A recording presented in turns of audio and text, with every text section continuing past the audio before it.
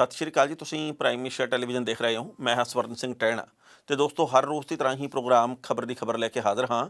ਪਹਿਲੀ ਵੱਡੀ ਖਬਰ ਦੇ ਵੱਲ ਜਾਣ ਤੋਂ ਪਹਿਲਾਂ ਪੰਜਾਬ ਦੇ ਮੌਸਮ ਦੀ ਹਾਲ ਬਿਆਨੀ ਕਰਨੀ ਬਣਦੀ ਹੈ। ਲੰਘੇ ਕੱਲ੍ਹ ਪੰਜਾਬ ਦੇ ਵਿੱਚ ਮੌਸਮ ਬੇਹੱਦ ਠੰਡਾ ਰਿਹਾ। ਜੇਕਰ ਪਿਛਲੇ 48 ਘੰਟਿਆਂ ਦੀ ਗੱਲ ਕਰਦੇ ਹਾਂ ਤਾਂ ਪੰਜਾਬ ਦੇ ਵਿੱਚ ਬੇਹੱਦ ਠਾਰੀ ਹੈ। ਦਿੱਲੀ ਦੇ ਵਿੱਚ ਵੀ ਬਿਲਕੁਲ ਇਵੇਂ ਮੌਸਮ ਆ ਤੇ ਹਰਿਆਣੇ ਦੇ ਵਿੱਚ ਵੀ ਬਿਲਕੁਲ ਇਵੇਂ। ਮੌਸਮ ਵਿਭਾਗ ਦੀ ਭਵਿੱਖਬਾਣੀ ਇਹ ਹੈ ਕਿ ਆਉਂਦੇ 48 ਘੰਟਿਆਂ ਦੇ ਵਿੱਚ ਮੀਂਹ ਕਣੀ ਦੀ ਸੰਭਾਵਨਾ ਤਾਂ ਕੋਈ ਨਹੀਂ, ਪਰ ਬੱਦਲਵਾਈ ਰਹਿਣੀ ਆ, ਸੂਰਜ ਦੇ ਦਰਸ਼ਨ ਘੱਟ ਹੋਣੇ ਆ ਤੇ ਰਾਤ ਦੇ ਵੇਲੇ ਠਾਰੀ ਹੋਰ ਵੱਧ ਜਾਣੀ ਆ। ਇੱਕ ਹੋਰ ਗੱਲ ਦੱਸਣੀ ਬਣਦੀ ਆ, ਅਸੀਂ 2 ਦਿਨ ਸਿੰਘੂ ਤੇ ਟਿੱਕਰੀ ਬਾਰਡਰ ਦੇ ਉੱਤੇ ਲਾ ਕੇ ਆਏ ਆ। ਉੱਥੇ ਵੀ ਲੋਹੜਿਆਂ ਦੀ ਠੰਡ ਸੀ, ਪਰ ਕਿਸਾਨਾਂ ਦੇ ਜਜ਼ਬੇ ਨੂੰ ਸਲਾਮ ਕਰਨੀ ਬਣਦੀ ਆ। ਉਹ ਟਰਾਲੀਆਂ ਦੇ ਵਿੱਚ ਸੌਂ ਰਹੇ ਆ, ਉਹ ਟਰੱਕਾਂ ਦੇ ਵਿੱਚ ਸੌਂ ਰਹੇ ਆ, ਉਹ ਟੈਂਟਾਂ ਦੇ ਵਿੱਚ ਸੌਂ ਰਹੇ ਆ, ਉਹ ਖੁੱਲ੍ਹੇ ਅਸਮਾਨ ਦੇ ਵਿੱਚ ਸੌਂ ਰਹੇ ਆ, ਪਰ ਉਹਨਾਂ ਦੇ ਜਜ਼ਬੇ ਦੇ ਵਿੱਚ, ਉਹਨਾਂ ਦੇ ਇਰਾਦੇ ਦੇ ਵਿੱਚ ਕਿਸੇ ਕਿਸਮ ਦੀ ਕੋਈ ਕਮੀ ਪੇਸ਼ੀ ਸਾਨੂੰ ਨਜ਼ਰ ਨਹੀਂ ਆਈ। ਸੋ ਇੰਨੀ ਠੰਡ ਦੇ ਵਿੱਚ ਜਦੋਂ ਕੋਈ ਬੰਦਾ ਬਾਹਰ ਨਿਕਲਣ ਦੇ ਵੇਲੇ, ਰਜਾਈ ਦੇ ਵਿੱਚੋਂ ਬਾਹਰ ਨਿਕਲਣ ਦੇ ਵੇਲੇ, ਕਮਰੇ ਦੇ ਵਿੱਚੋਂ ਬਾਹਰ ਨਿਕਲਣ ਦੇ ਵੇਲੇ 100 ਵਾਰ ਸੋਚਦਾ, ਤਾਂ ਕਿਸਾਨ ਤੇ ਮਜ਼ਦੂਰ ਜਿਸ ਤਰੀਕੇ ਨਾਲ ਡਟੇ ਹੋਏ ਆ ਵੱਖ-ਵੱਖ ਬਾਰਡਰਾਂ ਦੇ ਉੱਤੇ, ਉਹਨਾਂ ਦੇ ਸਿਰੜ ਨੂੰ ਜਿੰਨੀ ਵੱਡੀ ਸਲਾਮ ਕੀਤੀ ਜਾਵੇ, ਜਿੰਨੀ ਦਾਦ ਦਿੱਤੀ ਜਾਵੇ ਉਨੀ ਥੋੜ੍ਹੀ ਹੈ। ਬਾਕੀ ਮੌਸਮ ਵਿਭਾਗ ਦੇ ਵੱਲੋਂ ਜੋ ਭਵਿੱਖਬਾਣੀ ਕੀਤੀ ਗਈ ਹੈ ਕਿ ਆਉਂਦੇ 48 ਘੰਟਿਆਂ ਦੇ ਵਿੱਚ ਮੌਸਮ ਉੱਦਾਂ ਸਥਿਰ ਰਹਿਣਾ, ਇਹ ਵਕਤ ਦੱਸੂਗਾ ਕਿ ਇਹ ਗੱਲ, ਇਹ ਭਵਿੱਖਬਾਣੀ ਕਿੰਨੀ ਕੁ ਸਹੀ ਸਾਬਤ ਹੁੰਦੀ ਹੈ। ਹੁਣ ਜੇ ਪਹਿਲੀ ਵੱਡੀ ਖਬਰ ਦੇ ਵੱਲ ਜਾਂਦੇ ਹਾਂ ਤਾਂ ਲੰਘੇ ਕੱਲ੍ਹ ਕਿਸਾਨ ਆਗੂਆਂ ਦੇ ਵੱਲੋਂ ਸਵੇਰੇ 8 ਵਜੇ ਤੋਂ ਲੈ ਕੇ ਸ਼ਾਮ ਦੇ 5 ਵਜੇ ਤੱਕ ਭੁੱਖ ਹੜਤਾਲ ਕੀਤੀ ਗਈ ਹੈ। ਇਸ ਭੁੱਖ ਹੜਤਾਲ ਦੇ ਨਾਲ ਕੇਂਦਰ ਦੀ ਸਰਕਾਰ ਦਾ ਮਨ ਕਿੰਨਾ ਕੁ ਪਿਘਲੂ, ਉਹ ਸਾਡੀ ਗੱਲਬਾਤ ਕਿੰਨੀ ਕੁ ਮੰਨੂ, ਇਹ ਵਕਤ ਬਿਆਨ ਕਰੂਗਾ। ਪਰ ਹਾਲੇ ਤੱਕ ਉਹਨਾਂ ਦੇ ਕੰਨ ਦੇ ਉੱਤੇ ਜੂੰ ਨਹੀਂ ਸਰਕੀ। ਇੱਕ ਪਾਸੇ ਸੰਘਰਸ਼ ਬਹੁਤ ਵੱਡਾ ਹੋ ਰਿਹਾ, ਦੂਜੇ ਪਾਸੇ ਕੇਂਦਰੀ ਮੰਤਰੀ ਫਿਰ ਉੱਥੇ ਅੜੇ ਹੋਏ ਆ। ਅੱਜ 3 ਮੰਤਰੀਆਂ ਦੀ ਗੱਲ ਸਾਹਮਣੇ ਆਈ ਹੈ। ਇੱਕ ਤਾਂ ਜਿਹੜੇ ਭਾਰਤ ਦੇ ਰੱਖਿਆ ਮੰਤਰੀ ਹੈਗੇ ਰਾਜਨਾਥ ਸਿੰਘ, ਉਹਨਾਂ ਨੇ ਇੱਕ ਸਮਾਗਮ ਦੇ ਵਿੱਚ ਸੰਬੋਧਨ ਕਰਦਿਆਂ ਗੱਲ ਕਹੀ ਆ ਵੀ ਖੇਤੀ ਕਾਨੂੰਨ ਵਾਪਸ ਤਾਂ ਬਿਲਕੁਲ ਵੀ ਨਹੀਂ ਹੋਣਗੇ, ਹਾਂ ਮਿਲ ਬੈਠ ਕੇ ਮਸਲੇ ਦਾ ਹੱਲ ਕੱਢਿਆ ਜਾ ਸਕਦਾ। ਉਹਨਾਂ ਨੇ ਕਿਹਾ ਜੀ ਕਿ ਸੋਧਾਂ ਕਰਨ ਨੂੰ ਤਾਂ ਅਸੀਂ ਤਿਆਰ ਹੈਗੇ ਹਾਂ। ਨਰਿੰਦਰ ਸਿੰਘ ਤੋਮਰ ਨੇ ਇੱਕ ਹੋਰ ਗੱਲ ਕਹੀ ਹੈ ਜਿਹੜੀ ਕਿ ਮੈਨੂੰ ਨਿੱਜੀ ਤੌਰ ਦੇ ਉੱਤੇ ਬੜੀ ਝੰਜੋੜਨ ਵਾਲੀ ਲੱਗੀ। ਉਹ ਕਹਿੰਦੇ ਵੀ ਅਸਲੀ ਕਿਸਾਨ ਨੇ ਜਿਹੜੇ, ਉਹ ਤਾਂ ਸਾਡੀ ਗੱਲ ਸਮਝ ਜਾਣਗੇ। ਯਾਨੀ ਕਿ ਹੁਣ ਤੱਕ ਜਿਵੇਂ ਧਰਮ ਦੇ ਨਾਂ ਦੇ ਉੱਤੇ ਲੜਾਈਆਂ ਲੜਾਉਂਦੇ ਰਹੇ ਆ, ਜਿਵੇਂ ਕਿ ਹੁਣ ਤੱਕ ਹੋਰ ਵੱਖ-ਵੱਖ ਮਾਮਲਿਆਂ ਦੇ ਉੱਤੇ ਨਵਾਂ ਟੈਂਟਾ ਖੜਾ ਕਰ ਦਿੰਦੇ ਸੀ, ਹੁਣ ਕਿਸਾਨ ਅਸਲੀ ਕੌਣ ਆ ਤੇ ਨਕਲੀ ਕੌਣ ਆ, ਇਸ ਮਾਮਲੇ ਦੇ ਵਿੱਚ ਵੀ ਲੜਾਈ ਪਵਾਉਣ ਦੀ ਕੋਸ਼ਿਸ਼ ਕੀਤੀ ਜਾ ਰਹੀ ਹੈ। ਜਿਹੜੇ ਤਾਂ ਇਸ ਵਕਤ ਮੁੱਠੀ ਭਰ ਲੋਕ ਆ ਉਹ ਕੇਂਦਰ ਦੀ ਸਰਕਾਰ ਦੇ ਹੱਕ ਦੇ ਵਿੱਚ ਖੜੇ ਆ, ਉਹ ਤਾਂ ਉਹਨਾਂ ਦੀ ਨਜ਼ਰ ਦੇ ਵਿੱਚ ਅਸਲੀ ਕਿਸਾਨ ਵੀ ਆ। ਜਿਹੜੇ ਇਸ ਵਕਤ ਬਾਰਡਰਾਂ ਦੇ ਉੱਤੇ ਬੈਠੇ ਆ, ਜਿਹੜੇ ਧਰਨੇ ਮੁਜ਼ਾਹਰੇ ਕਰ ਰਹੇ ਆ, ਉਹ ਸਾਰੇ ਦੇ ਸਾਰੇ ਨਕਲੀ ਕਿਸਾਨ ਆ ਉਹਨਾਂ ਦੀ ਨਜ਼ਰ ਦੇ ਵਿੱਚ। ਜਿਹੜਾ ਗੱਲ ਮੰਨਦਾ ਉਹ ਅਸਲੀ, ਜਿਹੜਾ ਨਹੀਂ ਮੰਨਦਾ ਉਹ ਨਕਲੀ। ਨਰਿੰਦਰ ਸਿੰਘ ਤੋਮਰ ਨੇ ਇਹ ਗੱਲ ਕਹੀ ਹੈ ਕਿ ਕਈ ਵੱਖ-ਵੱਖ ਸੂਬਿਆਂ ਦੇ ਲੋਕ, ਕਿਸਾਨ ਆਗੂ ਆ ਜਿਹੜੇ, ਉਹ ਇਹਨਾਂ ਖੇਤੀ ਕਾਨੂੰਨਾਂ ਦੇ ਸਮਰਥਨ ਦੇ ਵਿੱਚ ਵੀ ਆਏ ਆ। 5-7 ਉੱਤਰਾਖੰਡ ਦੇ ਵਿੱਚੋਂ ਆ ਗਏ, 5-7 ਆ ਜਿਹੜੇ ਯੂਪੀ ਦੇ ਵਿੱਚੋਂ ਆ ਗਏ, 2-4 ਕਿਸਾਨ ਆਗੂ ਆ ਜਿਹੜੇ ਉਹ ਹੁਣ ਹਰਿਆਣੇ ਦੇ ਵਿੱਚੋਂ ਫੇਰ ਆ ਜਿਹੜੇ ਸਮਰਥਨ ਦੇ ਵਿੱਚ ਆਏ ਆ। ਇਹਨਾਂ ਦੇ ਨਾਂ ਦੇ ਉੱਤੇ ਵੱਡੀਆਂ ਖਬਰਾਂ ਬਣਾਉਣ ਦੀ ਕੋਸ਼ਿਸ਼ ਕੀਤੀ ਜਾ ਰਹੀ ਹੈ ਕਿ ਦੇਖੋ ਜੀ ਇਹਨਾਂ ਨੇ ਵੀ ਸਮਰਥਨ ਦਿੱਤਾ, ਇਹਨਾਂ ਨੇ ਵੀ ਕਿਹਾ ਖੇਤੀ ਕਾਨੂੰਨ ਠੀਕ ਆ, ਇਹਨਾਂ ਨੇ ਵੀ ਕਹਿਤਾ, ਪਰ ਪੰਜਾਬ ਇਕਲੌਤਾ ਇਹੋ ਜਿਹਾ ਸੂਬਾ ਜਿਹਨੂੰ ਅਸੀਂ ਖੇਤੀ ਪ੍ਰਧਾਨ ਸੂਬਾ ਕਹਿੰਦੇ ਹਾਂ। ਖੇਤੀ ਪ੍ਰਧਾਨ ਸੂਬੇ ਦੇ ਸਾਰੇ ਕਿਸਾਨ ਬਾਰਡਰ ਦੇ ਉੱਤੇ ਬੈਠੇ ਆ, ਉਹਨਾਂ ਦੀ ਗੱਲ ਨਹੀਂ ਕਰਨੀ। ਤੇ ਜਿਹੜੇ ਹੋਰ ਮੁੱਠੀ ਭਰ ਲੋਕ ਆ, ਜਿਹੜੇ ਹੋਰ ਸੂਬਿਆਂ ਦੇ ਵਿੱਚੋਂ ਆ ਕੇ ਗੱਲ ਕਹਿੰਦੇ ਵੀ ਅਸੀਂ ਤੁਹਾਡੇ ਨਾਲ ਆ, ਕੇਂਦਰ ਦੀ ਸਰਕਾਰ ਦੇ ਵੱਲੋਂ ਉਹਨਾਂ ਦੇ ਨਾਂ ਦੇ ਉੱਤੇ, ਉਹਨਾਂ ਦੇ ਸਿਰ ਦੇ ਉੱਤੇ ਟਾਰਾਂ ਮਾਰੀਆਂ ਜਾ ਰਹੀਆਂ। ਪਰ ਅੱਜ ਇੱਕ ਹੋਰ ਵੱਡੀ ਖਬਰ ਆਈ ਹੈ, ਕਿਉਂਕਿ ਪਿਛਲੇ ਕਈ ਦਿਨਾਂ ਤੋਂ ਇਸ ਗੱਲ ਦਾ ਡਰ ਹੈ, ਹਰ ਕਿਸੇ ਨੂੰ ਇਹ ਡਰ ਸਤਾ ਰਿਹਾ। ਤੇ ਮੈਂ ਉੱਥੇ ਜਾ ਕੇ ਖੁਦ ਵੀ ਦੇਖਿਆ ਵੀ ਜਿੰਨੇ ਵੱਡੇ ਪੱਧਰ ਦੇ ਉੱਤੇ ਇਕੱਠ ਹੋ ਗਿਆ, ਜਿੰਨੇ ਜਜ਼ਬੇ ਦੇ ਵਿੱਚ ਲੋਕ ਉੱਥੇ ਪਹੁੰਚੇ ਆ, ਕੋਈ ਸ਼ਰਾਰਤੀ ਅਨਸਰ ਇਹੋ ਜਿਹੀ ਚਾਲ ਨਾ ਚੱਲੇ ਜਿਹਦੇ ਕਰਕੇ ਅਸੀਂ ਦੁਫੇੜ ਹੋ ਜਾਈਏ, ਜਿਹਦੇ ਕਰਕੇ ਇਹ ਮਸਲਾ ਹਿੰਦੂ ਸਿੱਖ ਵਾਲਾ ਬਣ ਜੇ, ਜਾਂ ਇਹ ਮਸਲਾ ਸਿੱਖ ਤੇ ਮੁਸਲਮਾਨ ਵਾਲਾ ਬਣ ਜੇ, ਜਿਹਦੇ ਕਰਕੇ ਇਹ ਮਸਲਾ ਰਾਜਨੀਤਿਕ ਪਾਰਟੀਆਂ ਨਾਲ ਬਣ ਜੇ। ਲੋੜ ਇਸ ਵਕਤ ਇਸ ਗੱਲ ਦੀ ਹੈ ਕਿ ਅਸੀਂ ਸੰਭਲ ਕੇ ਚੱਲੀਏ, ਕਿਉਂਕਿ ਉੱਥੇ ਜਾ ਕੇ ਦੇਖਿਆ ਕੁਝ ਕੁ ਲੋਕ ਆ ਜਿਹੜੇ ਉਹ ਅਵੱਲੀਆਂ ਗੱਲਾਂ ਕਰ ਰਹੇ ਆ। ਹਾਲਾਂਕਿ ਮੈਂ ਉਹਨਾਂ ਲੋਕਾਂ ਦੀ ਗਿਣਤੀ ਬਹੁਤ ਥੋੜ੍ਹੀ ਮਹਿਸੂਸ ਕਰਦਾ, ਪਰ ਜਦੋਂ ਕਿਤੇ 1,00,000, 2,00,000, 3,00,000 ਬੰਦੇ ਦਾ ਇਕੱਠ ਹੋਵੇ, ਉਹਦੇ ਵਿੱਚ 200-400 ਬੰਦੇ ਭਾਵੇਂ ਸ਼ਰਾਰਤ ਕਰਦੇ ਹੋਣ, ਜੇਕਰ ਅਸੀਂ ਸੰਭਲ ਜਾਈਏ, ਜੇਕਰ ਉਹਨਾਂ ਨੂੰ ਸਮਝ ਲੱਗੇ ਤਾਂ ਕੋਈ ਮਾਹੌਲ ਨਹੀਂ ਵਿਗੜਦਾ। ਪਰ ਜੇਕਰ ਉਹ ਆਪਣੇ ਮਨਸੂਬੇ ਦੇ ਵਿੱਚ ਕਾਮਯਾਬ ਹੋ ਗਏ ਤਾਂ ਉਸ ਤੋਂ ਬਾਅਦ ਆਪਾਂ ਸਮਝ ਸਕਦੇ ਹਾਂ ਵੀ ਹਾਲਾਤ ਵਿਗੜ ਵੀ ਸਕਦੇ ਆ। ਪਿਛਲੇ ਦਿਨੀ ਟਿੱਕਰੀ ਬਾਰਡਰ ਦੇ ਉੱਤੇ ਉਮਰ ਖਾਲਿਦ ਦੇ ਪੋਸਟਰ ਲੈ ਕੇ ਕੁਝ ਕੁ ਲੋਕਾਂ ਦੇ ਵੱਲੋਂ ਰਿਹਾਈ ਦੀ ਮੰਗ ਕੀਤੀ ਗਈ, ਪਰ ਉੱਥੇ ਸਵਾਲ ਇਹ ਪੈਦਾ ਹੋ ਗਿਆ, ਨਰਿੰਦਰ ਸਿੰਘ ਤੋਮਰ ਨੂੰ ਵੀ ਗੱਲ ਕਹਿਣ ਦਾ ਮੌਕਾ ਮਿਲ ਗਿਆ ਕਿ ਇਹ ਉਹ ਕਿਸਾਨ ਨੀਗੇ ਜਿਹੜੇ ਕਿ ਮੰਗਾਂ ਮਨਵਾਉਣ ਆਏ ਆ। ਇੱਕ ਪਾਸੇ ਕਹਿੰਦੇ ਖੇਤੀ ਕਾਨੂੰਨ ਵਾਪਸ ਲਓ ਤੇ ਹੱਥਾਂ ਦੇ ਵਿੱਚ ਪੋਸਟਰ ਫੜੀ ਫਿਰਦੇ ਹੋ। ਕਹਿਣ ਦਾ ਭਾਵ ਇਹ ਆ ਕਿ ਬਹੁਤ ਸਾਰੀਆਂ ਮੰਗਾਂ ਭਾਰਤ ਦੀਆਂ, ਬਹੁਤ ਸਾਰੀਆਂ ਮੰਗਾਂ ਪੰਜਾਬ ਸੂਬੇ ਦੀਆਂ ਇਹੋ ਜਿਹੀਆਂ ਜਿਨ੍ਹਾਂ ਦੇ ਉੱਤੇ ਵਿਚਾਰ ਨਹੀਂ ਕੀਤਾ ਗਿਆ। ਬਹੁਤ ਸਾਰੇ ਮੁੱਦੇ ਚੁੱਕਣੇ ਬਣਦੇ, ਮੈਂ ਇਹਦੇ ਨਾਲ ਸਹਿਮਤ ਹਾਂ। ਪਰ ਆਪਾਂ ਜਿਹੜੇ ਕੰਮ ਦੇ ਲਈ ਘਰਾਂ ਦੇ ਵਿੱਚੋਂ ਨਿਕਲੇ ਆ, ਪਹਿਲਾਂ ਸਾਨੂੰ ਉਹ ਕੰਮ ਕਰ ਲੈਣਾ ਚਾਹੀਦਾ। ਉਹਦੇ ਵਿੱਚ ਜਦੋਂ ਸਫਲਤਾ ਮਿਲ ਗਈ ਫਿਰ ਆਪਾਂ ਅਗਲਾ ਮੁੱਦਾ ਚੱਕ ਲਾਂਗੇ।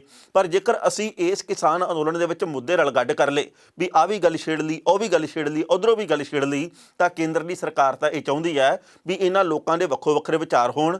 ਇੱਧਰ 20,000 ਬੰਦਾ ਤੁਰਿਆ ਫਿਰੇ, 20,000 ਬੰਦਾ ਇੱਧਰ ਤੁਰਿਆ ਫਿਰੇ, ਇਹਦੀ ਸਟੇਜ ਵੱਖਰੀ ਲੱਗੀ ਹੋਵੇ, ਇੱਧਰ ਵੱਖਰੀ ਲੱਗੀ ਹੋਵੇ, ਸਿੱਖ ਹੋਰ ਗੱਲਾਂ ਕਰੀ ਜਾਣ, ਹਿੰਦੂ ਹੋਰ ਗੱਲਾਂ ਕਰੀ ਜਾਣ। ਪਰ ਇਸ ਵਕਤ ਏਕਤਾ ਦੀ ਬਹੁਤ ਵੱਡੀ ਜ਼ਰੂਰਤ ਹੈਗੀ ਆ।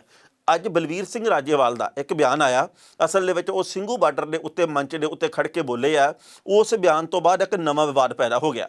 ਬਲਵੀਰ ਸਿੰਘ ਰਾਜੇਵਾਲ ਨੇ ਇਹ ਗੱਲ ਕਹੀ ਹੈ ਕਿ ਸਾਨੂੰ ਖਾਲਿਸਤਾਨੀ ਦਰਸਾਉਣ ਦੀ ਕੋਸ਼ਿਸ਼ ਕੀਤੀ ਜਾ ਰਹੀ ਹੈ ਮੀਡੀਆ ਦੇ ਕੁਝ ਚੈਨਲਾਂ ਦੇ ਵੱਲੋਂ। ਉਹਨਾਂ ਨੇ ਇਹ ਗੱਲ ਕਹੀ ਹੈ ਕਿ ਕੇਂਦਰ ਦੀ ਸਰਕਾਰ ਦਾ ਪੂਰਾ ਜ਼ੋਰ ਲੱਗਾ ਹੋਇਆ ਵੀ ਇਸ ਸੰਘਰਸ਼ ਨੂੰ ਤਾਰ-ਪੀੜੋ ਕਰ ਦਈਏ। ਉਹਨਾਂ ਨੇ ਬੇਨਤੀ ਕੀਤੀ ਨਿਹੰਗ ਸਿੰਘਾਂ ਨੂੰ ਵੀ ਭਾਈ ਤੁਸੀਂ ਆਪਣੀ ਛਾਉਣੀ ਇੱਥੋਂ ਪੱਟ ਕੇ ਕਿਤੇ ਹੋਰ ਲੈ ਜਾਓ। ਉਹਨਾਂ ਨੇ ਇਹ ਗੱਲ ਕਹੀ ਹੈ ਕਿ ਸਾਨੂੰ ਇੱਥੇ ਛਾਉਣੀ ਦੀ ਲੋੜ ਨਹੀਂ, ਇੱਥੇ ਮਾਹੌਲ ਹੋਰ ਤਰ੍ਹਾਂ ਦਾ, ਤੁਸੀਂ ਕਿਤੇ ਹੋਰ ਜਾ ਕੇ ਆਪਣੀ ਛਾਉਣੀ ਬਣਾ ਲਓ। ਫਿਰ ਉਹਨਾਂ ਨੇ ਇਹ ਗੱਲ ਕਹੀ ਹੈ ਕਿ ਨਿਸ਼ਾਨ ਸਾਹਿਬ ਆ ਜਿਹੜੇ ਉਹ ਟਾਵਰਾਂ ਦੇ ਉੱਤੇ ਨਾ ਲਾਓ, ਜਿੱਥੇ ਗੁਰੂ ਗ੍ਰੰਥ ਸਾਹਿਬ ਜੀ ਦਾ ਪ੍ਰਕਾਸ਼ ਹੋਵੇ ਉੱਥੇ ਲਾਉਣਾ ਚਾਹੀਦਾ। ਉਸ ਗੱਲ ਤੋਂ ਬਾਅਦ, ਇਸ ਬਿਆਨ ਤੋਂ ਬਾਅਦ ਕਈ ਤਰ੍ਹਾਂ ਦੀ ਸੋਸ਼ਲ ਮੀਡੀਆ ਦੇ ਉੱਤੇ ਪ੍ਰਤੀਕਿਰਿਆ ਆਈ ਹੈ। ਕਿਸੇ ਨੇ ਰਾਜੇਵਾਲ ਦੇ ਹੱਕ ਦੇ ਵਿੱਚ ਬੋਲਣਾ ਠੀਕ ਸਮਝਿਆ, ਕਿਸੇ ਨੇ ਖੁੰਬ ਵੀ ਠੱਪੀ ਹੈ, ਕਿਸੇ ਦੇ ਕੋਈ ਵਿਚਾਰ ਆ, ਕਿਸੇ ਦੇ ਕੋਈ ਵਿਚਾਰ ਹੈ। ਪਹਿਲਾਂ ਇਸ ਰਿਪੋਰਟ ਦਾ ਵੇਰਵਾ ਸਾਂਝਾ ਕਰਦੇ ਹਾਂ ਤੇ ਬਾਅਦ ਵਿੱਚ ਕਰਾਂਗੇ ਟਿੱਪਣੀ।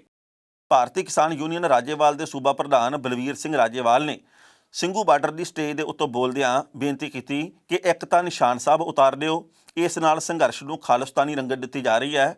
ਦੂਜਾ, ਨਿਹੰਗ ਸਿੰਘਾਂ ਨੂੰ ਉਹਨਾਂ ਨੇ ਕਿਹਾ ਕਿ ਤੁਸੀਂ ਇੱਥੋਂ ਛਾਉਣੀ ਪੁੱਟ ਕੇ ਲੈ ਜਾਓ, ਸਾਨੂੰ ਹਾਲੇ ਤੁਹਾਡੀ ਕੋਈ ਲੋੜ ਨਹੀਂ, ਤੁਹਾਡੇ ਇੱਥੇ ਬੈਠਣ ਦੇ ਨਾਲ ਗਲਤ ਸੁਨੇਹਾ ਜਾ ਰਿਹਾ। ਰਾਜੇਵਾਲ ਨੇ ਸਿੰਘੂ ਬਾਰਡਰ ਤੋਂ ਕਿਹਾ ਕਿ ਇਸ ਅੰਦੋਲਨ ਨੂੰ ਖਾਲਿਸਤਾਨੀ ਦੱਸਣ ਦੀ ਕੋਸ਼ਿਸ਼ ਕੀਤੀ ਜਾ ਰਹੀ ਹੈ, ਜਦ ਕਿ ਇਹ ਨਿਰੋਲ ਕਿਸਾਨਾਂ ਦਾ ਸੰਘਰਸ਼ ਹੈ। ਇਸ ਲਈ ਸਾਨੂੰ ਅਜਿਹੀ ਕਿਸੇ ਵੀ ਗੱਲ ਤੋਂ ਗੁਰੇਜ਼ ਕਰਨਾ ਚਾਹੀਦਾ ਜਿਹਦੇ ਤੋਂ ਸਰਕਾਰ ਨੂੰ ਇਹ ਗੱਲ ਕਹਿਣ ਦਾ ਮੌਕਾ ਮਿਲੇ ਕਿ ਇਹ ਵੱਖਵਾਦੀਆਂ ਦਾ ਅੰਦੋਲਨ ਹੈ। ਇਸ ਦੇ ਲਈ ਉਹਨਾਂ ਨੇ ਨੌਜਵਾਨਾਂ ਨੂੰ ਬੇਨਤੀ ਕਰਦੇ ਹੋਏ ਟਾਵਰ ਤੋਂ ਨਿਸ਼ਾਨ ਸਾਹਿਬ ਲਾਉਣ ਦੀ ਸਲਾਹ ਦਿੱਤੀ ਹੈ ਤੇ ਇਹ ਗੱਲ ਕਹੀ ਕਿ ਨਿਸ਼ਾਨ ਸਾਹਿਬ ਗੁਰੂ ਗ੍ਰੰਥ ਸਾਹਿਬ ਜੀ ਦੇ ਪ੍ਰਕਾਸ਼ ਵਾਲੇ ਥਾਂ ਦੇ ਉੱਤੇ ਹੀ ਸੁਸ਼ੋਭਿਤ ਹੁੰਦੇ ਨੇ। ਇਸ ਦੇ ਨਾਲ ਹੀ ਕਿਸਾਨਾਂ ਦੇ ਸਮਰਥਨ ਦੇ ਵਿੱਚ ਮੋਰਚੇ ਉੱਤੇ ਡੇਰਾ ਲਾਈ ਬੈਠੇ ਨਿਹੰਗ ਸਿੰਘਾਂ ਨੂੰ ਬੇਨਤੀ ਕੀਤੀ ਕਿ ਇੱਥੋਂ ਛਾਉਣੀ ਚੁੱਕ ਲਵੋ, ਇੱਥੇ ਛਾਉਣੀ ਦੀ ਲੋੜ ਨਹੀਂ ਹੈ ਤੇ ਛਾਉਣੀ ਕਿਸੇ ਹੋਰ ਥਾਂ ਦੇ ਉੱਤੇ ਲਾ ਲਵੋ। ਉਹਨਾਂ ਨੇ ਕਿਹਾ ਕਿ ਤੁਸੀਂ ਸਿੱਖ ਕੌਮ ਦੀ ਮਹਾਨ ਫੌਜ ਹੋ ਤੇ ਅਸੀਂ ਜਾਣਦੇ ਹਾਂ ਕਿ ਤੁਸੀਂ ਸੰਘਰਸ਼ ਲਈ ਕੁਰਬਾਨੀ ਦੇਣ ਦੇ ਲਈ ਸਾਡੇ ਤੋਂ 4 ਕਦਮ ਅੱਗੇ ਹੋ। ਕਿਸਾਨ ਆਗੂ ਬਲਵੀਰ ਸਿੰਘ ਰਾਜੇਵਾਲ ਨੇ ਕਿਹਾ ਕਿ ਇਸ ਸੰਬੰਧੀ ਉਹਨਾਂ ਨਿਹੰਗ ਸਿੰਘਾਂ ਦੇ ਆਗੂਆਂ ਨੂੰ ਵੀ ਬੇਨਤੀ ਕੀਤੀ ਹੈ। ਉਹਨਾਂ ਨੇ ਕਿਹਾ ਕਿ ਨਿਹੰਗ ਸਿੰਘ ਗੁਰੂ ਦੀਆਂ ਲਾਡਲੀਆਂ ਫੌਜਾਂ ਨੇ ਤੇ ਇਹ ਸਾਡਾ ਸੱਭਿਆਚਾਰ ਤੇ ਪ੍ਰਤੀਕ ਨੇ। ਜਦੋਂ ਲੋੜ ਪਈ ਅਸੀਂ ਇਹਨਾਂ ਸਿੰਘਾਂ ਨੂੰ ਬੁਲਾ ਲਵਾਂਗੇ, ਪਰ ਕਿਰਪਾ ਕਰਕੇ ਹਾਲ ਦੀ ਘੜੀ ਇੱਥੋਂ ਚਲੇ ਜਾਓ। ਤੇ ਇਸੇ ਗੱਲ ਦੇ ਉੱਤੇ ਵਿਵਾਦ ਪੈਦਾ ਹੋ ਗਿਆ। ਇਸ ਖਬਰ ਦੇ ਉੱਤੇ ਟਿੱਪਣੀ ਕਰਨ ਦੋਸਤੋ, ਪਹਿਲੀ ਗੱਲ ਤਾਂ ਅਸੀਂ ਕਹਾਂਗੇ ਕਿ ਲੰਘੇ ਦਿਨ ਬਲਵੀਰ ਸਿੰਘ ਸੀਚੇਵਾਲ ਦੇ ਵੱਲੋਂ ਸਿੰਘੂ ਬਾਰਡਰ ਦੇ ਉੱਤੇ ਕਈਆਂ ਗੱਲਾਂ ਦੀ ਚਰਚਾ ਹੁੰਦੀ ਰਹੀ ਹੈ। ਹੋਣੀ ਕੁਦਰਤੀ ਵੀ ਸੀ ਕਿਉਂਕਿ ਉਹਨਾਂ ਦੀ ਥਾਂ ਦੇ ਉੱਤੇ ਕੋਈ ਹੋਰ ਵੀ ਇੱਦਾਂ ਦੀ ਗੱਲ ਕਰਦਾ ਤਾਂ ਫਿਰ ਵੀ ਇਹ ਚਰਚਾ ਇਸੇ ਪੱਧਰ ਦੇ ਉੱਤੇ ਛਿੜਨੀ ਸੀ। ਹੁਣ ਨਿਹੰਗ ਸਿੰਘਾਂ ਨੇ ਪ੍ਰਤੀਕਿਰਿਆ ਦਿੱਤੀ ਹੈ। ਉਹ ਕਹਿੰਦੇ ਜੀ ਨਾ ਤਾਂ ਅਸੀਂ ਕਿਸੇ ਦੇ ਮੂਹਰੇ ਤਲਵਾਰ ਘੁਮਾਈ ਹੈ, ਨਾ ਅਸੀਂ ਕੋਈ ਵਰਸ਼ਾ ਦਿਖਾਇਆ, ਨਾ ਅਸੀਂ ਕਿਸੇ ਨੂੰ ਮਾੜਾ ਚੰਗਾ ਕਿਹਾ। ਅਸੀਂ ਤਾਂ ਬਾਕੀ ਲੋਕਾਂ ਦੇ ਵਾਂਗ ਹੀ ਕਿਸਾਨਾਂ ਦੇ ਹੱਕ ਦੇ ਵਿੱਚ ਹਾਂ ਦਾ ਨਾਅਰਾ ਮਾਰਨ ਆਏ ਹਾਂ। ਜੇਕਰ ਸਾਡੇ ਬਹਿਣ ਦੇ ਨਾਲ ਕਿਸੇ ਵੀ ਇੱਕ ਵਿਅਕਤੀ ਨੂੰ ਪਰੇਸ਼ਾਨੀ ਹੋਈ ਹੈ, ਜੇਕਰ ਅਸੀਂ ਕੋਈ ਇਸ ਵਕਤ ਅਸੱਭਿਅਕ ਗੱਲ ਕੀਤੀ ਹੈ, ਕੋਈ ਅਮਾਨਵੀ ਗੱਲ ਕੀਤੀ ਹੈ, ਤਾਂ ਫਿਰ ਅਸੀਂ ਜਵਾਬਦੇਹ ਹੈਗੇ ਹਾਂ। ਨਿਹੰਗ ਸਿੰਘਾਂ ਨੇ ਇਹ ਗੱਲ ਕਹੀ ਹੈ, ਅਸੀਂ ਤਾਂ ਘੋੜਿਆਂ ਦੇ ਉੱਤੇ ਵੀ ਨਿਸ਼ਾਨ ਸਾਹਿਬ ਆ ਜਿਹੜੇ ਲਾ ਕੇ ਰੱਖਦੇ ਹਾਂ, ਅਸੀਂ ਜਿੱਧਰ ਵੀ ਚਾਲੇ ਪਾਉਂਦੇ ਹਾਂ ਸਾਡੇ ਕੋਲੇ ਉਹ ਨਿਸ਼ਾਨ ਸਾਹਿਬ ਹੁੰਦੇ ਆ। ਇਸ ਕਰਕੇ ਸਾਨੂੰ ਨਿਸ਼ਾਨ ਸਾਹਿਬ ਦੇ ਨਾਲ ਜੋੜ ਕੇ, ਕਿਉਂਕਿ ਇਹ ਸਾਡਾ ਇੱਕ ਪ੍ਰਤੀਕ ਆ, ਅਸੀਂ ਬਹੁਤ ਸਤਿਕਾਰ ਕਰਦੇ ਨਿਸ਼ਾਨ ਸਾਹਿਬ ਦਾ, ਸਭ ਨੂੰ ਕਰਨਾ ਚਾਹੀਦਾ। ਪਰ ਜੇਕਰ ਕੋਈ ਬੰਦਾ ਇਹ ਗੱਲ ਕਹਿੰਦਾ ਜੀ ਕਿ ਵੱਖਵਾਦੀ ਹਨ, ਇਹ ਤਾਂ ਖਾਲਿਸਤਾਨੀ ਹਨ, ਤਾਂ ਨਿਹੰਗ ਸਿੰਘਾਂ ਨੇ ਕਿਹਾ ਜੀ ਇਹ ਉਹਨਾਂ ਲੋਕਾਂ ਦੀ ਗਲਤੀ ਹੈ ਜਿਹੜੇ ਕਹਿੰਦੇ ਆ, ਇਹਦੇ ਵਿੱਚ ਸਾਡਾ ਕਸੂਰ ਕੋਈ ਨਹੀਂ ਹੈ। ਸੋ ਬਹੁਤ ਵੱਡੀ ਗਿਣਤੀ ਦੇ ਵਿੱਚ ਲੋਕਾਂ ਦਾ ਇਹ ਕਹਿਣਾ ਵੀ ਇਸ ਮੌਕੇ ਦੇ ਉੱਤੇ ਆਪਾਂ ਨੂੰ ਏਕਤਾ ਦਾ ਪ੍ਰਗਟਾਵਾ ਕਰਨਾ ਚਾਹੀਦਾ। ਕੱਲ੍ਹ ਨੂੰ ਅਸੀਂ ਇਹ ਗੱਲ ਕਹੀਏ ਕਿ ਇੱਥੇ ਮੁਸਲਮਾਨ ਭਾਈਚਾਰਾ ਜਿਹੜਾ ਉਹਨੂੰ ਇੱਦਾਂ ਕਰਨਾ ਚਾਹੀਦਾ, ਹਿੰਦੂ ਭਾਈਚਾਰੇ ਨੂੰ ਇੱਦਾਂ ਕਰਨਾ ਚਾਹੀਦਾ। ਨੈਸ਼ਨਲ ਮੀਡੀਆ ਦਾ 90% ਹਿੱਸਾ ਇਹੀ ਗੱਲ ਚਾਹੁੰਦਾ ਵੀ ਕਿਵੇਂ ਨਾ ਕਿਵੇਂ ਵਿੱਚ ਪਟਕ ਪਵੇ। ਉਹ ਇਹ ਗੱਲ ਚਾਹੁੰਦੇ ਆ ਕਿ ਆਪਸ ਦੇ ਵਿੱਚ ਜੇਕਰ ਲੜ ਪੈਣ ਤਾਂ ਅੰਦੋਲਨ ਠੁੱਸ ਹੋ ਜੇ। ਤੇ ਇਹ ਗੱਲ ਚੇਤੇ ਰੱਖਣੀ ਚਾਹੀਦੀ ਹੈ ਵੀ ਜਿਸ ਤਰੀਕੇ ਦੀਆਂ ਹੁਣ ਕਨਸੂਆਂ ਪ੍ਰਾਪਤ ਹੋ ਰਹੀਆਂ, ਸੰਘਰਸ਼ ਠੁੱਸ ਵੀ ਹੋ ਸਕਦਾ। ਮੈਂ ਭਰੇ ਮਨ ਦੇ ਨਾਲ ਇਹ ਗੱਲ ਕਹਿਣਾ, ਖੁਸ਼ੀ ਦੇ ਵਿੱਚ ਨਹੀਂ। ਅਸੀਂ ਬਰਗਾੜੀ ਵਾਲੇ ਮੋਰਚੇ ਦਾ ਹਸ਼ਰ ਦੇਖਿਆ, ਅਸੀਂ ਬਰਗਾੜੀ ਵਾਲੇ ਮੋਰਚੇ ਨੂੰ ਸਿਖਰ ਦੇ ਉੱਤੇ ਵੀ ਜਾਂਦਾ ਦੇਖਿਆ। ਜਦੋਂ ਤਿੜਕਿਆ, ਜਦੋਂ ਖਤਮ ਹੋਇਆ, ਪਤਾ ਹੀ ਨਹੀਂ ਲੱਗਿਆ ਅੱਜ ਤੱਕ ਵੀ ਕੌਣ ਕਿਹਦਾ ਪੈਰ ਮਿੱਧ ਗਿਆ। ਬਾਅਦ ਦੇ ਵਿੱਚ ਅਸੀਂ ਤਾਂ 2 ਆਗੂਆਂ ਨੂੰ ਲੜਾਈ ਲੜਦੇ ਵੇਖਿਆ, ਇੱਕ ਨੇ ਦੂਜੇ ਉੱਤੇ ਦੋਸ਼ ਲਾਇਆ, ਦੂਜੇ ਨੇ ਪਹਿਲੇ ਦੇ ਉੱਤੇ ਲਾ ਚਲਾਤਾ ਤੇ ਹਾਲੇ ਤੱਕ ਵਿਚਲੇ ਮਸਲੇ ਦੇ ਬਾਬਤ ਆਮ ਲੋਕਾਂ ਨੂੰ ਪਤਾ ਨਹੀਂ ਲੱਗਿਆ। ਤੇ ਪੂਰੇ ਪੰਜਾਬ ਦੇ ਵਿੱਚੋਂ ਆਪਾਂ ਜਾਣਦੇ ਹਾਂ ਕਿੰਨੀ ਵੱਡੀ ਗਿਣਤੀ ਦੇ ਵਿੱਚ ਲੋਕ ਬਰਗਾੜੀ ਪਹੁੰਚਦੇ ਸੀ। ਜੇਕਰ ਇਹ ਅੰਦੋਲਨ ਜਿਹੜਾ ਦਿੱਲੀ ਦੇ ਵਿੱਚ ਹੁਣ ਛਿੜਿਆ, ਜੇਕਰ ਇਹ ਵੀ ਤੜਕ ਗਿਆ ਤਾਂ ਆਉਂਦੇ ਲੰਮੇ ਸਮੇਂ ਤੱਕ, ਕਈ ਦਹਾਕਿਆਂ ਤੱਕ ਇਹੋ ਜਿਹਾ ਅੰਦੋਲਨ ਦੁਬਾਰਾ ਸ਼ੁਰੂ ਨਹੀਂ ਹੋਣਾ। ਇਹ ਗੱਲ ਬਿਲਕੁਲ ਲਿਖ ਕੇ, ਵਿਚਾਰ ਕੇ, ਸਮਝ ਕੇ ਅੱਗੇ ਵਧਣਾ ਚਾਹੀਦਾ। ਸੋ ਇਸ ਵਕਤ ਇਸ ਅੰਦੋਲਨ ਨੂੰ ਬਚਾਉਣ ਦੀਆਂ ਬਹੁਤ ਵੱਡੀਆਂ ਜ਼ਰੂਰਤਾਂ। ਕੇਂਦਰ ਦੀ ਸਰਕਾਰ ਨੇ ਬਹੁਤ ਕੁਝ ਕਰਨਾ, ਬੜਾ ਕੁਝ ਕੀਤਾ ਜਾ ਰਿਹਾ। ਹੁਣ ਉਹਨਾਂ ਨੇ ਇਹ ਕਹਿਣਾ ਸ਼ੁਰੂ ਕਰਤਾ ਜੀ ਕਰੋਨਾ ਬਹੁਤ ਫੈਲ ਸਕਦਾ। ਉਹਨਾਂ ਨੇ ਇਹ ਕਹਿਣਾ ਸ਼ੁਰੂ ਕਰ ਦਿੱਤਾ ਵੀ ਇੱਥੇ ਬਿਮਾਰੀ ਫੈਲ ਜਾਣੀ ਆ, ਕਿਉਂਕਿ ਮੀਂਹ ਪੈਣ ਤੋਂ ਬਾਅਦ ਮੱਛਰ ਦੀ ਭਰਮਾਰ ਆ, ਮੱਖੀਆਂ ਦੀ ਭਰਮਾਰ ਆ, ਕਹਿੰਦੇ ਗੰਦਗੀ ਨਾਲ ਲੋਕ ਮਰ ਜਾਣੇ ਆ। ਉਹਨਾਂ ਨੇ ਇਹ ਵੀ ਕਹਿਣਾ ਸ਼ੁਰੂ ਕਰਤਾ ਵੀ ਇੱਥੇ ਨਸ਼ੇ ਪੱਤੇ ਦੇ ਆਦੀ ਲੋਕ ਆਉਂਦੇ ਆ। ਉਹਨਾਂ ਨੇ ਇਹ ਵੀ ਕਹਿਣਾ ਸ਼ੁਰੂ ਕਰ ਦਿੱਤਾ ਇੱਥੇ ਖਾਲਿਸਤਾਨੀ ਲੋਕ ਆ। ਉਹਨਾਂ ਨੇ ਇਹ ਵੀ ਕਹਿਣਾ ਸ਼ੁਰੂ ਕਰਤਾ ਇੱਥੇ ਉਮਰ ਖਾਲਿਦ ਦੇ ਪੋਸਟਰਾਂ ਵਾਲੇ ਲੋਕ ਆਉਂਦੇ ਆ। ਹਾਲੇ ਤਾਂ ਉਹਨਾਂ ਨੇ ਜਿਹੜੀ ਸਾਡੀ ਵਿਰੋਧ ਕਰਨ ਵਾਲੀ ਹਕੂਮਤ ਆ, ਉਹਨੇ ਫਿਲਮ ਦਾ ਟ੍ਰੇਲਰ ਚਲਾਇਆ। ਆਪਾਂ ਇਸ ਟ੍ਰੇਲਰ ਨੂੰ ਵੀ ਸਮਝਣਾ ਤੇ ਆਪਾਂ ਪੂਰੀ ਫਿਲਮ ਚੱਲਣ ਨਹੀਂ ਦੇਣੀ। ਇਸ ਕਰਕੇ ਆਪਾਂ ਇਕਜੁੱਟ ਰਹਿ ਗਏ।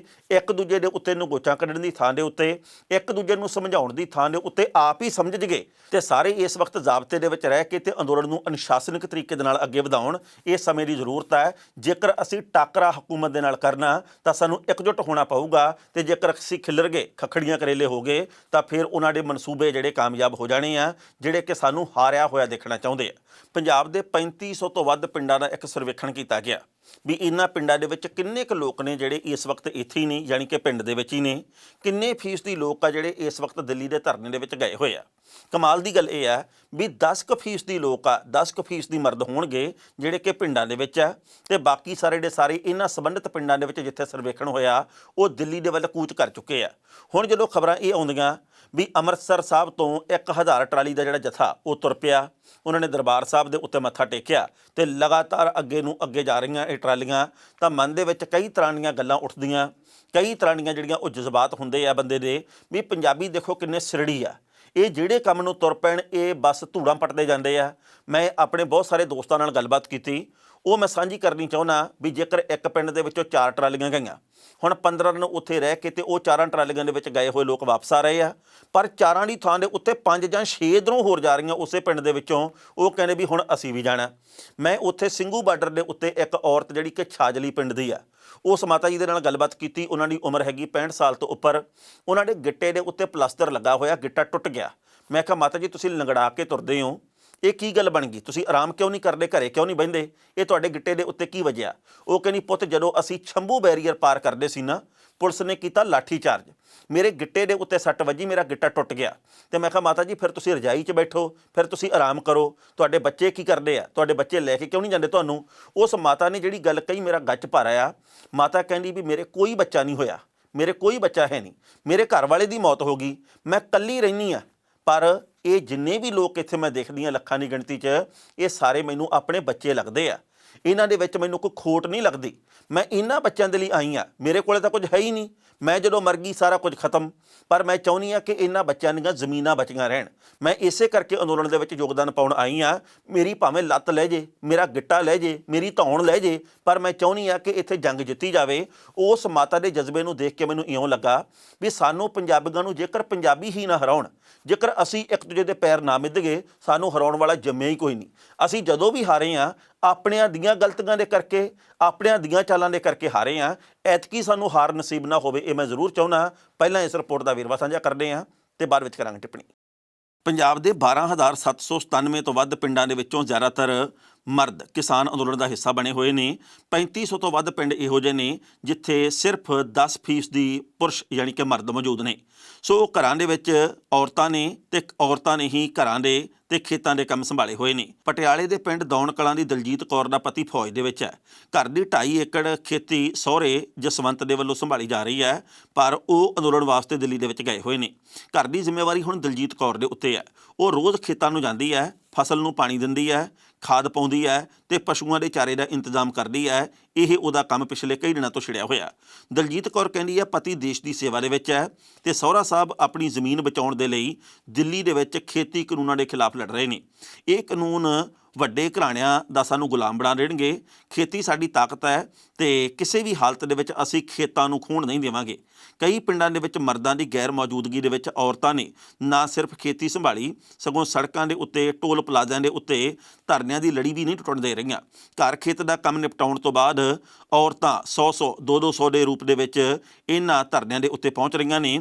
ਦੌਣ ਕਲਾਂ ਤੋਂ ਇਲਾਵਾ ਧਰੇੜੀ ਜੱਟਾਂ, ਚਮਾਰਹੇੜੀ, ਆਲਮਪੁਰ ਤੇ ਹੋਰ ਬਹੁਤ ਸਾਰੇ ਪਿੰਡਾਂ ਦੇ ਵਿੱਚ ਔਰਤਾਂ ਨੇ ਨਾ ਸਿਰਫ ਖੇਤੀ ਸੰਭਾਲੀ ਹੈ, ਸਗੋਂ ਧਰਨਿਆਂ ਦੀ ਲੜੀ ਵੀ ਟੁੱਟਣ ਨਹੀਂ ਦਿੱਤੀ ਜਾ ਰਹੀ।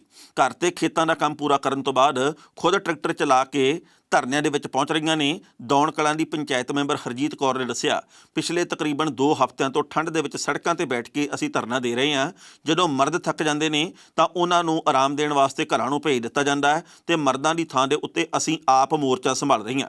ਇਸੇ ਤਰੀਕੇ ਦੇ ਨਾਲ ਪੰਜਾਬ ਦੇ ਬਾਕੀ ਵੱਖ-ਵੱਖ ਜ਼ਿਲ੍ਹਿਆਂ ਦੇ ਵਿੱਚੋਂ ਵੀ ਇਹੋ ਜਿਹੀਆਂ ਖਬਰਾਂ ਆ ਰਹੀਆਂ ਨੇ। ਸੰਗਰੂਰ ਦੇ ਪਿੰਡ ਸ਼ੇਖੂਵਾਸ ਦੀ ਮਨਜੀਤ ਕੌਰ ਦਾ ਕਹਿਣਾ ਕਿ ਪਰਿਵਾਰ ਦੇ 3 ਮਰਦ ਦਿੱਲੀ ਗਏ ਹੋਏ ਨੇ। ਘਰ ਦੇ ਵਿੱਚ ਮੈਂ, ਸੱਸ ਤੇ ਬੱਚੇ ਹੀ ਹਨ। ਸਵੇਰੇ ਸੱਸ ਤੇ ਪੁੱਤ ਦੇ ਨਾਲ ਮੈਂ ਖੇਤਾਂ ਵੱਲ ਜਾਂਦੀ ਹਾਂ, ਉੱਥੇ ਖਾਦ ਦਵਾਈ ਛਿੜਕਦੀ ਹਾਂ ਤੇ ਅਕਸਰ ਫੋਨ ਦੇ ਉੱਤੇ ਪਤੀ ਦੇਵ ਨੂੰ ਕਹਿੰਦੀ ਹਾਂ ਕਿ ਕੋਈ ਟੈਨਸ਼ਨ ਨਹੀਂ ਲੈਣੀ, ਦਿੱਲੀ ਮੋਰਚੇ ਨੂੰ ਫਤਿਹ ਕਰਕੇ ਪਰਤੀ ਤੇ ਮੈਂ ਖੇਤਾਂ ਦਾ ਕੰਮ ਨਿੱਠ ਕੇ ਸੰਭਾਲ ਰਹੀ ਹਾਂ। ਇਸ ਖਬਰ ਦੇ ਉੱਤੇ ਟਿੱਪਣੀ ਕਰਦੇ ਦੋਸਤੋ, ਪਹਿਲੀ ਗੱਲ ਤਾਂ ਅਸੀਂ ਕਹਾਂਗੇ ਬਹੁਤ ਵੱਡੀ ਗਿਣਤੀ ਦੇ ਵਿੱਚ ਟਿੱਕਰੀ ਬਾਰਡਰ ਦੇ ਉੱਤੇ, ਸਿੰਘੂ ਬਾਰਡਰ ਦੇ ਉੱਤੇ ਔਰਤਾਂ ਵੀ ਮੌਜੂਦ ਆ। ਇਹ ਉਹ ਔਰਤਾਂ ਜਿਹੜੀਆਂ ਖਰੀਦੀਆਂ ਨਹੀਂ ਹੋਈਆਂ।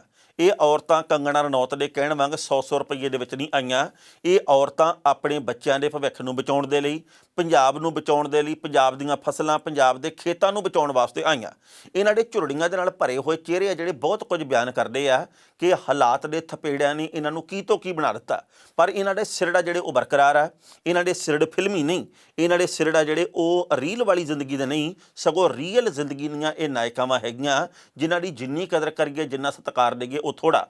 ਸੋ ਇਸ ਵਕਤ ਜਦੋਂ ਔਰਤਾਂ ਖੇਤਾਂ ਨੂੰ ਵੀ ਸੰਭਾਲ ਰਹੀਆਂ ਤੇ ਉਹ ਬੱਚੇ ਵੀ ਸੰਭਾਲ ਰਹੀਆਂ ਤੇ ਘਰਾਂ ਨੂੰ ਵੀ ਸੰਭਾਲ ਰਹੀਆਂ ਤੇ ਆਪਣੇ ਪਰਿਵਾਰਕ ਜੀਆਂ ਨੂੰ ਇਹ ਗੱਲ ਕਹਿ ਰਹੀਆਂ ਕਿ ਬੇਫਿਕਰ ਰਹੋ, ਅਸੀਂ ਹੈਗੀਆਂ। ਨਾ ਤਾਂ ਕਣਕ ਨੂੰ ਪਾਣੀ ਦਾ ਕੋਈ ਅਸੀਂ ਸਮੱਸਿਆ ਆਉਣ ਦੇਵਾਂਗੇ, ਨਾ ਹੀ ਅਸੀਂ ਕੋਈ ਬਾਕੀ ਕੰਮਕਾਜ ਜਿਹੜੇ ਖੇਤੀ ਦੇ ਉਹਦੇ ਵਿੱਚ ਵਿਘਨ ਪੈਣ ਦੇਵਾਂਗੇ। ਤੁਸੀਂ ਬਸ ਦਿੱਲੀ ਦੇ ਵਿੱਚ ਫਤਿਹ ਕਰਕੇ ਆਇਓ।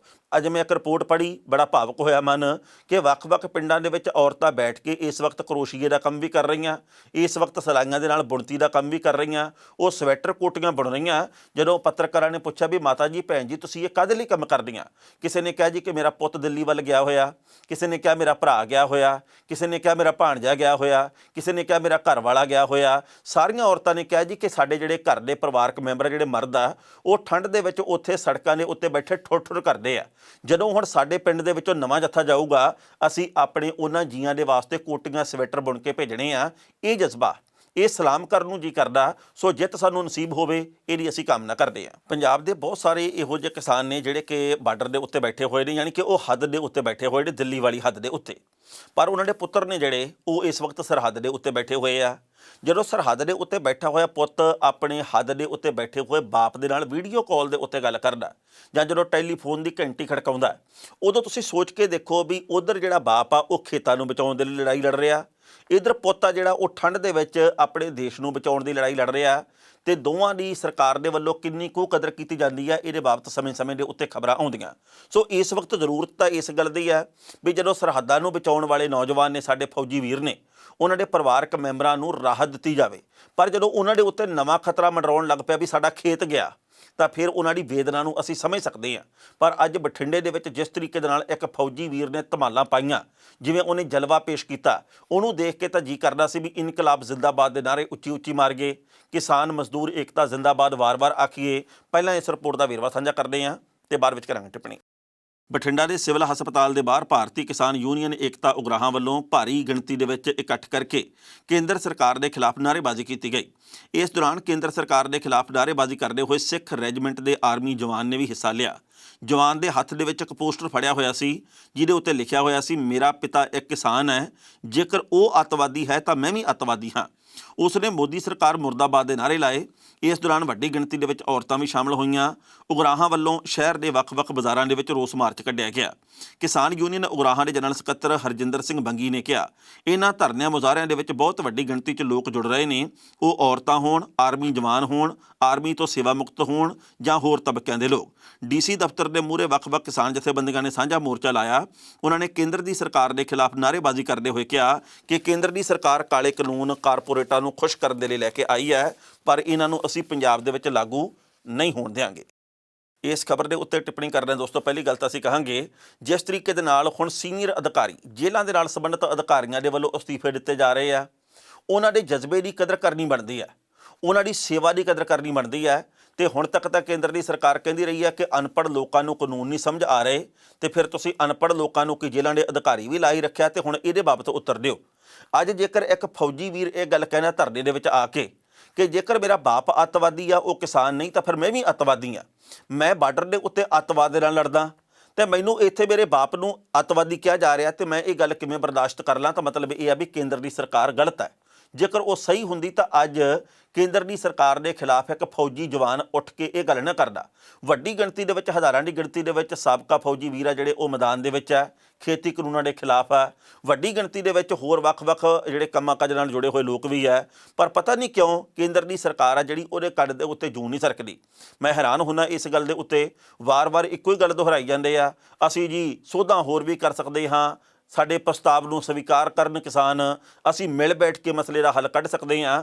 ਮੀਟਿੰਗਾਂ 5-6 ਹੋ ਚੁੱਕੀਆਂ, ਮਿਲੇ ਬੈਠੇ ਸੀ 7-7 8-8 ਘੰਟੇ ਮਿਲ ਬੈਠ ਕੇ ਗੱਲ ਕਰਦੇ ਹਾਂ, ਤੁਸੀਂ ਉਹਦੇ ਵਿੱਚ ਕੋਈ ਹੱਲ ਨਹੀਂ ਕੱਢਿਆ। ਮਜਬੂਰੀ ਦੇ ਵਿੱਚ ਉਹ ਦਿੱਲੀ ਦੇ ਵਿੱਚ ਪਹੁੰਚੇ ਹੋਏ ਆ ਜਿਹੜੇ, ਉਹਨਾਂ ਨੇ ਆਪਦੀ ਅੜੀ ਪੁਗਾਈ ਆ। ਉਹ ਕਹਿੰਦੇ ਜੀ ਅਸੀਂ ਤਾਂ ਹੱਕੀ ਮੰਗਾਂ ਦੇ ਲਈ ਅੜੇ ਆ, ਤੁਸੀਂ ਹਾਲੇ ਤੱਕ ਸਾਡੇ ਉੱਤੇ ਜਬਰੀ ਕਾਨੂੰਨ ਥੋਪ ਰਹੇ ਆ, ਤੇ ਗਲਤ ਤੁਸੀਂ ਨਹੀਂ ਸਾਨੂੰ ਦੱਸਿਆ ਜਾ ਰਿਹਾ, ਤੇ ਫਿਰ ਅਸੀਂ ਕਿਹੜੇ ਪਾਸੇ ਜਾਈਏ? ਪਤਾ ਲੱਗਾ ਕਿ ਲੰਘੇ ਕੱਲ੍ਹ ਵੀ ਅਮਿਤ ਸ਼ਾਹ ਹੋਰਾਂ ਦੇ ਵੱਲੋਂ ਨਰਿੰਦਰ ਸਿੰਘ ਤੋਮਰ ਹੋਰਾਂ ਦੇ ਨਾਲ ਮਹੱਤਵਪੂਰਨ ਮੀਟਿੰਗ ਕੀਤੀ ਗਈ ਹੈ। ਕੋਸ਼ਿਸ਼ ਕੀਤੀ ਜਾ ਰਹੀ ਹੈ ਕਿ ਕਿਸਾਨ ਆਗੂਆਂ ਦੇ ਨਾਲ ਇੱਕ ਵਾਰ ਫਿਰ ਮੀਟਿੰਗ ਕੀਤੀ ਜਾਵੇ। ਹੱਲ ਪਤਾ ਨਹੀਂ ਕੀ ਨਿਕਲਣਾ, ਪਰ ਲੋਕਾਂ ਦਾ ਇਹ ਕਹਿਣਾ ਹੈਗਾ ਵੀ ਖੇਤੀ ਕਾਨੂੰਨ ਜੇਕਰ ਵਾਪਸ ਨਹੀਂ ਹੁੰਦੇ ਤਾਂ ਅਸੀਂ 6 ਮਹੀਨੇ ਵਾਸਤੇ ਵੀ ਇੱਥੇ ਬੈਠਣ ਨੂੰ ਤਿਆਰ ਹਾਂ, ਯਾਨੀ ਕਿ ਦਿੱਲੀ ਦੀ ਹੱਦ ਦੇ ਉੱਤੇ। ਖਬਰਾਂ ਦੋਸਤੋ ਕਈ ਹੋਰ ਵੀ ਸਨ, ਪਰ ਜੋ ਵਕਤ ਦੀ ਘਾਟੇ ਰੁਕਣ ਦਾ ਇਸ਼ਾਰਾ ਕਰ ਰਹੀ ਹੈ। ਕੱਲ੍ਹ ਨੂੰ ਇਸੇ ਵੇਲੇ ਖਬਰ ਦੀ ਖਬਰ ਲੈ ਕੇ ਫਿਰ ਹਾਜ਼ਰ ਹੋਵਾਂਗੇ। ਉਦੋਂ ਤੱਕ ਲਈ ਆਗਿਆ ਦਿਓ। ਬਹੁਤ ਬਹੁਤ ਮਿਹਰਬਾਨੀ।